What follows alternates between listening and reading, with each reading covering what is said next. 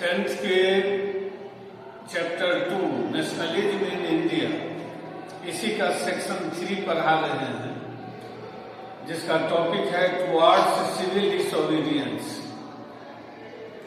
इसी में अभी तक बताए साइमन कमीशन के बारे में, द ग्रेट इकोनॉमिक डिप्रेशन के बारे में, लाहौर का कांग्रेस का एनुअल सेशन के बारे में, जिसमें फुल इंडिपेंडेंस की चर्चा हुई, का प्रपोजल कांग्रेस ने पास किया था 1929 में। फिर साल्ट मार्च के बारे में बताए, डांडी मार्च जिसको कहते हैं, और सिविल डिसोबीडियंस मूवमेंट के बारे में बताए कि किस तरह ये शुरू हुआ।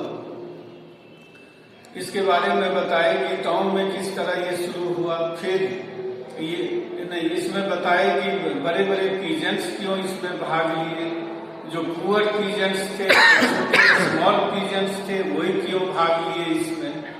आज उसी क्रम में बताएंगे कि इंडस्ट्रियल क्लास के लोग या बिजनेस क्लास के लोग, इंडस्ट्रियल वर्कर और वीमेन, ये सब जो है तो क्यों भाग लिए। तो जब फर्स्ट वर्ल्ड वॉर चल रहा था तो उस समय जो है तो इंटरनेशनल ट्रेड डिसरप्ट हो गया था, बाधित हो गया था।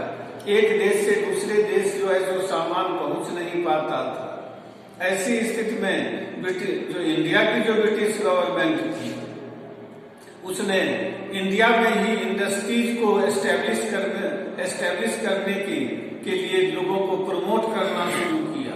नतीजा यह हुआ कि बहुत सारे इंडियन इंडस्ट्रियलिस्ट नए इंडस्ट्रीज सब एस्टेब्लिश किए और उसके प्रोडक्ट को, इंडिया क्योंकि एक बड़ा देश है तो एक बड़ा मार्केट यही मिल जाता था, और साथ साथ इंडिया में इंडस्ट्रियल प्रोडक्ट तैयार होता था उसको दूसरे देशों में बेचा जाता था। इससे इंडियन इंडस्ट्रियलिस्ट और बिजनेसमैन काफी प्रॉफिट जो गेन किए। और फर्स्ट वर्ल्ड वॉर जब समाप्त हो गया तब ब्रिटिश गवर्नमेंट का जो पॉलिसीज पहले की तरह फिर चेंज कर गया। फिर से जो है तो इंपोर्ट पर ज्यादा जोर दिया जाने लगा। यूरोप और स्पेशली इंग्लैंड से ज्यादा इंडस्ट्रियल प्रोडक्ट इंडिया आने लगा। गवर्नमेंट जो है तो इंडिया से एक्सपोर्ट होने वाली चीजों पर अनेक तरह के जो है तो टैक्स फिर से लगा दिए, जिसके कारण जो है जो अब इंडिया से जो इंपोर्ट और एक्सपोर्ट होता था वह ऐसा सामान जो है तो बहुत कम हो गया। इंडियन इंडस्ट्रियलिस्ट इसके कारण बहुत ज्यादा नाराज थे। वो पहले की तरह जो है तो चाहते थे कि किसी तरह का बिजनेस में किसी तरह का रेस्ट्रिक्शन नहीं हो, बैन नहीं हो, किसी तरह का बाधा नहीं उसमें आए। इसीलिए वे गवर्नमेंट के पॉलिसीज के बहुत ज्यादा जो है तो विरुद्ध थे। 1920 में उन्होंने Indian industrial and commerce Congress नाम से जो है तो एक ऑर्गेनाइजेशन एस्टेब्लिश किया। 1927 में उन्होंने Indian federation of Indian chambers of commerce and industries नाम से, जिसको फिक्की शॉर्ट में कहते हैं, उसको एस्टेब्लिश किया। इसके जो प्रोमिनेंट जो इंडस्ट्रियलिस्ट थे पुरुषोत्तम दास, ठाकुर दास थे और जीटी बिरला थे। इन लोगों का डिमांड था कि सारी तरह के जो रेस्ट्रिक्शन बिजनेस पर लगे हुए हैं, जिसके कारण बिजनेस एक्टिविटीज डिसरप्ट होता है, उसको हटाया जाए। सिविल डिसोबीडियंस मूवमेंट के क्रम में गांधी जी के 11 डिमांड्स में से एक डिमांड इंडस्ट्रियलिस्ट के लिए भी था कि जितने तरह के रेस्ट्रिक्शंस हैं वो हटाए जाएं। इनकी प्रमुख मांग थी कि इंग्लैंड दूसरे देशों से इंपोर्ट पर जो है सो रोक लगाई जाए, और साथ साथ रूपी स्टर्लिंग एक्सचेंज रेशियो जो है इसको जो है सो कंट्रोल किया जाए, जिससे कि इंपोर्ट को जो है सो कम किया जा सके। सिविल डिसोबीडियंस मूवमेंट जब शुरू हुआ तो ये बढ़ चढ़ करके भाग लिए उसमें। उनको लगा कि सिविल डिसोबीडियंस मूवमेंट सफल हो गया तो जो उनका डिमांड है, जो प्रॉब्लम है, वो सॉल्व हो जाएगा। इसीलिए वे जो है सो ऐसे बिजनेस करने वाले लोग जो कि फॉरेन गुड्स का बिजनेस करते थे, दूसरे से पैसा कर्ज लेकर के ऐसे बिजनेसमैन को फिनांस करना बंद कर दिए, फिनेंशियल असिस्टेंस देना बंद कर दिए। साथ साथ फॉरेन गुड्स को सेल करना और बाय करना, यानी खरीदना बेचना, ये उन्होंने बंद कर दिया। कांग्रेस को भी उन्होंने बहुत ज्यादा फिनेंशियल जो है सो ऐड दिया। तो ये सब करके वे बड़ी जोर शोर से, उत्साह से इसमें भाग ली।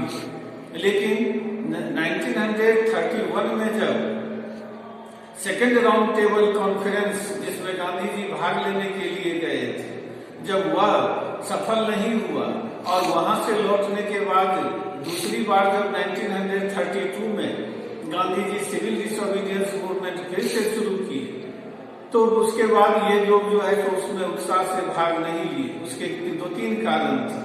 एक, मिलिटेंसी इंडिया के फ्रीडम मूवमेंट में बहुत ज्यादा तेजी से बढ़ती जा रही थी, ये इनके लिए एक चिंता की बात थी। दूसरा, एक प्रोलॉन्ग, एक लंबा चलने वाला मूवमेंट जो उनके बिजनेस एक्टिविटीज को डिसरप्ट कर रहा था, वो उनको परेशान कर रहा था। और तीसरा, कांग्रेस के भीतर जो यंगर लीडर थे, जो यंग एज के लीडर थे, जैसे जवाहरलाल नेहरू, सुभाष चंद्र बोस, इन ऐसे लीडर के बीच सोशलिज्म का आइडियोलॉजी बहुत पॉपुलर हो रहा था। ये 3 चीजें ऐसी थी जो बिजनेसमैन को जो है सो प्रभावित कर रही थी, उसके कारण वे चिंतित थे। इसीलिए 1932 में जब सिविल डिसोबीडियंस मूवमेंट शुरू हुआ तो ये लोग उसमें उत्साह से दोबारा भाग नहीं लिए। दूसरा जो सोसाइटी का सेक्शन है वो industrial worker. Industrial worker civil disobedience में भाग नहीं लिए, बहुत ही पार्शियल इनका जो है सो पार्टिसिपेशन रहा, आंशिक रूप से ये भाग लिए। लार्ज स्केल पर ये लोग भाग नहीं लिए। इनके लार्ज स्केल पर भाग नहीं लेने के जो कारण थे उसमें से यह था कि इंडस्ट्रियलिस्ट लोग जो है तो सब कांग्रेस से जुड़े हुए थे। कांग्रेस को जो है तो वो फिनांस करते थे, चंदा देते थे, और कांग्रेस को यह डर था कि यदि इंडस्ट्रियल वर्कर का के डिमांड जो उनका था, लो वेज, पुअर वर्किंग कंडीशन, ये सब उनके मेन जो है तो डिमांड थी, और यह डिमांड इंडस्ट्रियलिस्ट ही पूरा कर सकते थे। और इंडस्ट्रियलिस्ट ऐसा नहीं करते तो उनको जो है तो फिनेंशियल उन पर बर्डन पड़ता। यदि मजदूरों की मजदूरी बढ़ा देते, वर्किंग उनका कंडीशन को इम्प्रूव करते तो कांग्रेस को यह डर था कि यदि इंडस्ट्रियल वर्कर के डिमांड को यदि वो अपने प्रोग्राम में शामिल करते हैं तो इंडस्ट्रियलिस्ट लोग जो उसके मेंबर थे, जो उसको हेल्प करते थे फिनेंशियल, वो करना बंद कर देते, वो एलिमिनेटेड हो जाते, कांग्रेस से अलग हो जाते। कांग्रेस ऐसा नहीं चाहती। यही कारण है कि इंडस्ट्रियल वर्कर कांग्रेस से जुड़ नहीं पाए, क्योंकि उनको लगता था कि कांग्रेस का साथ देने पर उनको कोई फायदा नहीं होगा। इसीलिए इंडस्ट्रियल वर्कर लार्ज स्केल में इसमें भाग नहीं लिए। लेकिन सोलापुर ऐसे नागपुर में वहां के इंडस्ट्रियल वर्कर, रेलवे के वर्कर, छोटा नागपुर के 3 माइंस में काम करने वाले वर्कर, ये सब डॉकयार्ड में काम करने वाले वर्कर, ये सब जो है तो उसमें भाग लिए पार्शियल। लेकिन जैसे उदाहरण के लिए 1930 में जो है तो 1932 में डॉकयार्ड वर्कर जो है सो स्ट्राइक किए। इसी तरह छोटा नागपुर के 3 माइंस में काम करने वाले वर्कर वे भाग लिए, तो वे गांधी की कैप पहने, जो फॉरेन गुड्स था उसका बायकॉट किए, डिमॉन्स्ट्रेशन रैली में जो है सो वे लोग भाग लिए। तो इस तरह से वे लोग भाग लिए। रेलवे वर्कर जो है सो 1930 में जो है सो स्ट्राइक किए। तो इस तरह से उनका पार्टिसिपेशन जो है सो आंशिक रूप से रहा, लार्ज स्केल में नहीं रहा। तीसरा जो सेक्शन सोसाइटी का है वीमेन, गांधी जी जब 7 मार्च के लिए यानी गांधी मार्च के लिए जब निकले थे तो रास्ते में वो औरतों को भी अपील किए कि वो भी नेशनल ड्यूटी में जो है सो भाग लें, राष्ट्रीय कर्तव्य का पालन करें, घरों से निकले, लार्ज स्केल में भाग लें।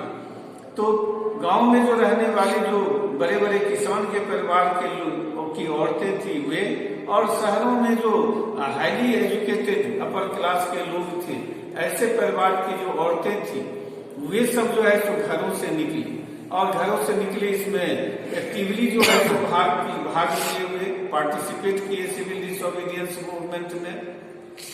उन्होंने साल्ट बना करके जो है सो साल्ट मैन्युफैक्चरिंग करके साल्ट लॉ को वायोलेट किया। वे बहुत सारी जेल गई, बहुत सारी डिमॉन्स्ट्रेशन रैली में भाग ली, और बाइकॉट लिक्वर शॉप को पिकेटिंग किया, टेक्सटाइल शॉप का पिकेटिंग किया।